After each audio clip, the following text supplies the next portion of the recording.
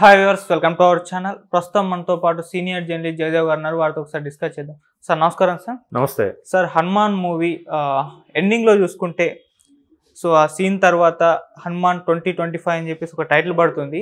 అంటే పార్ట్ 2 రాబోతుందని సంకేతం కదా, ఆల్రెడీ డైరెక్టర్ కూడా చెప్పారు. మరి ఏ విధంగా ఉండబోతుంది మీ ఒపీనియన్? మీరు క్లైమాక్స్లో వచ్చి టైటిల్ చూశారు, అక్కడ హనుమాన్ యానిమేషన్ బొమ్మతో చూపిస్తుంది. అంటే నెక్స్ట్ సినిమాలో హనుమానే హీరోనా లేదా తేజ సజ్జా ఉంటారనేది మీ డౌట్. మీరు ఎండింగ్ టైటిల్ చూశారు కానీ స్టార్టింగ్ టైటిల్ చూడలేదా? స్టార్టింగ్ ఏముంటుంది? హనుమాన్ ఉంటుంది. Prashanth Varma cinematic universe. అది గమనించారా? అంటే నెక్స్ట్ ఆయన ఇటువంటి socio fantasy and more over వేదాల్లో కానీ పురాణాల్లో జరిగిన కొన్ని కథలను తీసుకొని సుమారుగా 11 సినిమాలు తీయబోతున్నాడని talk, industry talk, film Nagar వర్గాల్లో. దానికి ప్రశాంత్ వర్మ కూడా పూర్తిగా సంసిద్ధంగా ఉన్నారు. అంటే పైగా అది కూడా ఎలా అంటే ఒక్కొక్క సినిమా ఆ ఎలివేషన్. ఇప్పుడు హనుమాన్ జై శ్రీరాముడు క్లైమాక్స్లో అలా వచ్చి ఆయన హిమాలయాలు, ఆయన చిరంజీవి కదా, హనుమంతుడు అంటేనే చిరంజీవి. ఓకే, అటువంటి అంటే ఎప్పటికీ జీవించే ఉండవి. ఆయన ఒక్కసారిగా ఆపద వస్తుంది. అక్కడ విభీషణుడు పాత్రలో ఉన్న పాత్రధారి మన సముద్రకని గారు చెప్పినప్పుడు ముప్పు రాబోతుంది, దీన్ని ఎదుర్కోవాలంటే నువ్వే రావాలి హనుమాన్ అంటాడు. అనగానే వెంటనే హిమాలయాల నుంచి స్వామి రావడం మనం చూస్తాం. ఒక్కసారి తేజ సజ్జా కూడా అదే ఆ పాత్రధారుడు ఎవడైతే ఉన్నాడో వాడు కూడా రియాక్ట్ అవ్వడం చూసాం. క్లైమాక్స్లో 25 నెక్స్ట్ 2025 మూవీ. సో ఇప్పుడు నెక్స్ట్ వచ్చేదానికి జస్ట్ దీన్ని తేజాన్ని ఎట్లా వాడుకొని ఆ ఉపద్రవాన్ని తగ్గించడానికి హనుమాన్ ఎవరిని వాడుకోబోతున్నారు? దైవం మానుష రూపేణ అన్నట్టుగా ఏ మనిషి పాత్రలోకి వచ్చి స్వామి ఇవన్నీ కార్యాలు చేయబోతున్నారు అనేది ఒక టాపిక్. అది ఒక నెక్స్ట్ స్టోరీ.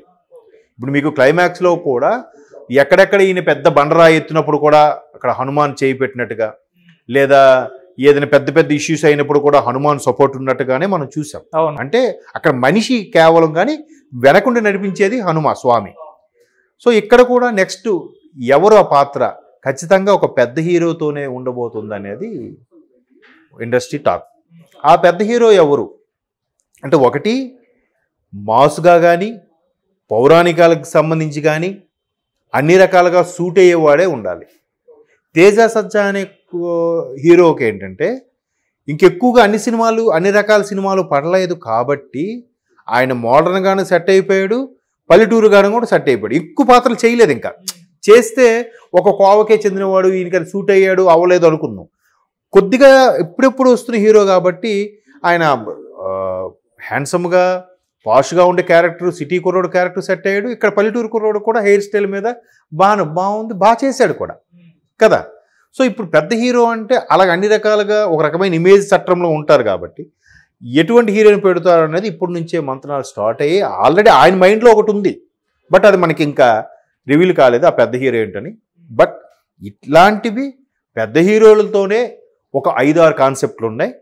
ఇంకా యంగ్ హీరోలతో కూడా ఇంకొక 4-5 కాన్సెప్ట్లు ఉన్నాయి. మొత్తం మీద 11 ఎపిసోడ్స్ అనుకోవచ్చు ఒక విధంగా. ఇది హనుమాన్ ప్రారంభం ఇంకా కదా. సో ఇట్లాంటివి ఇవి కూడా మళ్ళీ ఒక రీసెర్చ్ లాగా చేసి ఒక్కొక్క పాత్రని నెక్స్ట్ సినిమాకి పెడుతూ మన లోకేష్ కనకరాజ్ గారి లాగా.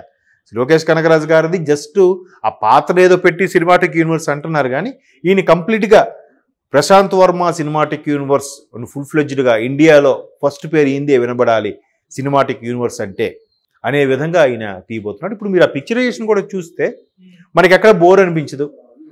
ఆసాంతో ఎంటర్టైన్మెంట్ ఉంటుంది, పిల్లలకు బాగా సూపర్గా ఉంటుంది. అలాగని మరీ ఒకదానికి పొంతం లేకుండా అయితే మాత్రం చేయలేదు. మరీ సినీ క్రిటిక్స్ కొంతమంది చెప్పేది ఏంటంటే చివరిలో వాళ్ళ అక్క చనిపోవడం అది కొంచెం బాధగా అనుకుంటూ. కరెక్టే, ఒక విజయం సాధించాడు అంటే దాని వెనక ఖచ్చితంగా వాడికి పెద్ద పెయినే ఉంటుంది. ఆ పెయిన్ ఉంటే కానీ విజయం సాధించలేడు అన్నట్టుగా అక్కడ విభీషణుడు పాత్రతో కూడా అది చెప్పించాడు. అలాగా అవి కొన్ని క్రిటిక్స్ అలా చెప్పినా కూడా అంటే తెలుగు ప్రేక్షకులకి కథ సుఖాంతం అయితేనే ఇష్టం కదా.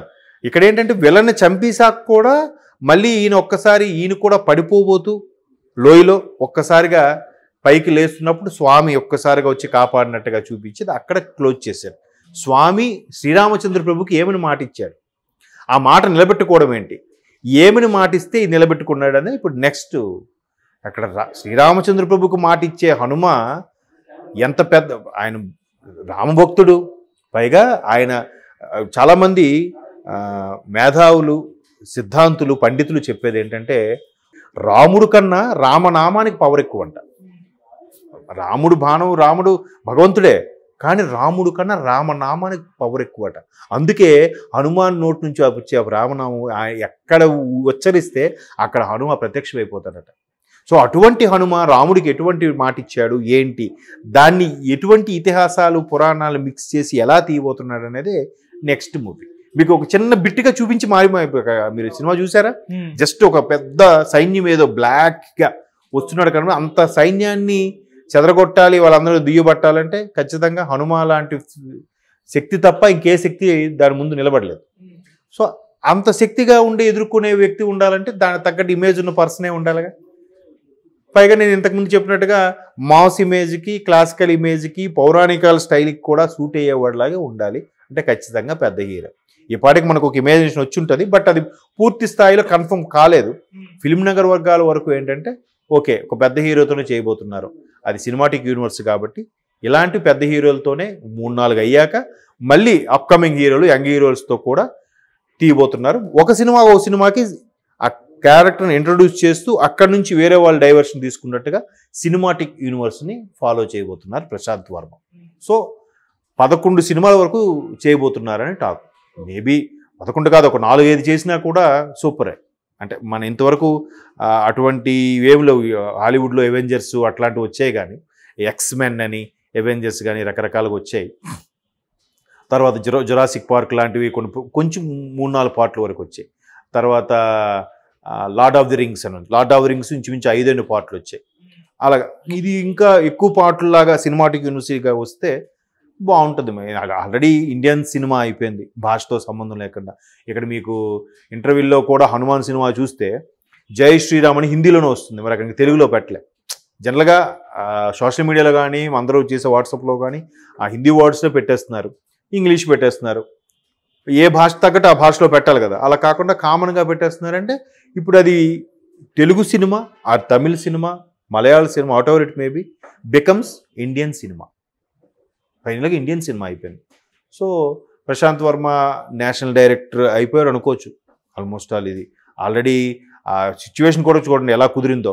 అంటే హనుమంతుడు రామ మందిరం ఒక పక్క ఓపెనింగ్ 22 ఇవాళ, మరోవైపు ఇటువంటి సినిమాలు రావడం దానికి ఒక 1 వారం రోజుల ముందే ఆ మేనియా దేశమంతా కూడా శ్రీరామ నామంతో దద్దరిల్లుతున్న నేపథ్యంలో ఆ మేనియా రావడం, మీరు థియేటర్ చూస్తే ఎక్కడ హనుమాన్ కనిపించినా, ఎక్కడ హీరో హనుమంతుడిలాగా శక్తిని ప్రదర్శించినా జై శ్రీరామ్ అని చెప్పి అందరూ థియేటర్లో విజిల్స్, చప్పట్లు, కేరింతలు, జై శ్రీరామ్ అని. థియేటర్ నుంచి బయటకు వచ్చేటప్పుడు కూడా జై శ్రీరామ్ అనుకుని వస్తున్నారు. క్లైమాక్స్ని అలాగా పూనకాలు తెప్పించేలా బయటకు తీసుకొచ్చాడు డైరెక్టర్ అనేవాడు. సో ఇంకా ఆ సినిమాటిక్ యూనివర్స్ ఇలా కంటిన్యూ అయితే మంచి బాగుంటుంది. కాంటెస్ట్ సందర్భం ప్రకారమే ఆయన రిలీజ్ చేసింది కూడా రిలీజ్ చేశాడు. సో హనుమాన్ ఒక విధంగా ఆ హనుమంతుడు ఆశీస్సులు ఉండడం వల్ల అంత హిట్ అయిందేమో అనిపిస్తుంటుంది. సినిమా కూడా అలాగే చూపించాడు. మ్యాక్సిమం దైవభక్తి వల్ల ఇది నడుస్తుంది, నువ్వు కేవలం నిమిత్త మాత్రుడు, నువ్వు కాదు, నిన్ను ఎంచుకున్నాడు స్వామి, సో నీ ద్వారా కార్యక్రమం అవుతుంది అన్నట్టుగా. సో నెక్స్ట్ ఆ పెద్ద హీరో ఎవరు అంటున్నది చూచాయిగా తెలుసు కానీ కన్ఫర్మ్గా తెలియదు, యాంగ్జైటీగా ఉంది. చూద్దాం, let wait and see. Already 2025లోనే అనౌన్స్ చేశారు కాబట్టి ఖచ్చితంగా ఈ నెక్స్ట్ మంత్ అయినా, ఈ మంత్ నెక్స్ట్ మంత్లో అయినా షూట్ స్టార్ట్ అయితే కానీ చేయలేం. ఎందుకంటే పెద్ద హీరోతో అనేసరికి ఈ విషయాల కన్నా గ్రాఫికల్గా ఎక్కువ వర్క్ ఉంటుంది. సో దానికి తగ్గట్టు ఎలివేషన్ కూడా బాగుండాలి కదా. చూద్దాం, లెట్ వెయిట్ అండ్ సీ. ఆ పెద్ద హీరో ఏంటున్నది మేబీ నెక్స్ట్ మంత్ రివీల్ చేయొచ్చు కూడా టైటిల్.